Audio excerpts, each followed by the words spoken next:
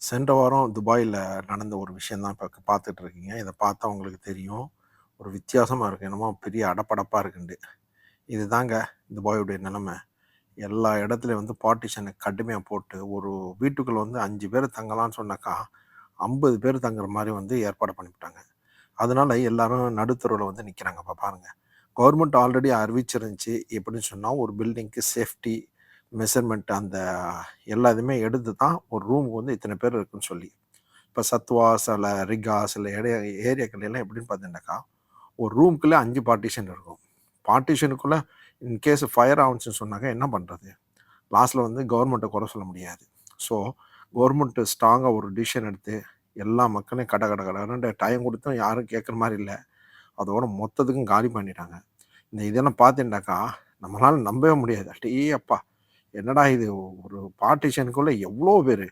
பார்ட்டிஷனுக்குள்ள partition அந்த மாரியான ஒரு சூழ்நிலை. ஸோ, நீங்களும் பார்ட்டிஷன்ல தங்கியிருந்தீங்கனாக்கா, அட்வான்ஸா நீங்க தனியா ஒரு இடத்துல போய் தங்கிக்கிடுங்க. அதான் நல்லது. காச பார்க்காதீங்க. நம்ம வந்துகிட்டு வேலை செய்ய வந்த இடத்துல வந்து நம்ம தங்குறது ரொம்ப முக்கியம். இங்க பாருங்க, எப்பா குப்பையாட்டம் அள்ளி இறைக்கிறாங்க.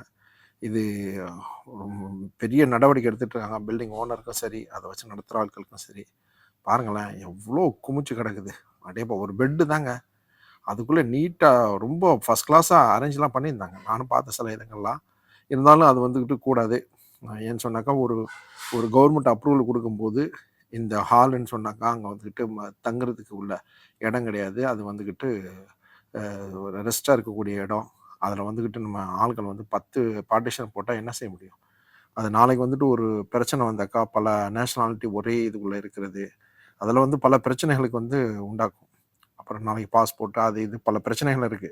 ஸோ, நல்ல ஒரு முடிவா இருக்கும்னு நெனைக்கிறேன். சிலருக்கு கஷ்டமா இருக்கும். இருந்தாலும் ஃபாலோ பண்ணுவோம். Thank you very much for வாட்சிங் லெஜெண்ட் டிஸ்கவரி. பாய்.